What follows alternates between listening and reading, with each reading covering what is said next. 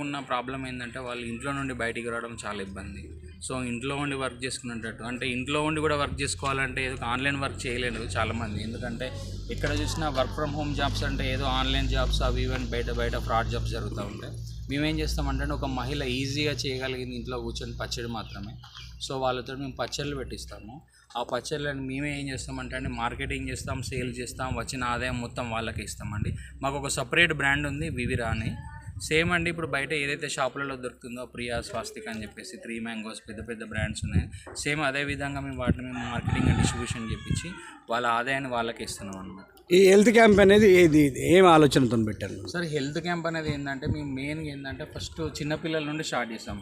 ప్రతి బాలిక ప్రతి మహిళ, ఎందుకంటే అండి మేము మాకున్న ముఖ్య ఉద్దేశం ఏంటంటే మహిళా సాధికారత, గర్ల్ చైల్డ్ ప్రొటెక్షన్ అని ఉందండి, బాలికా సంరక్షణ. దీని పరంగా ఏంటంటే వాళ్ళు చదువుతో పాటు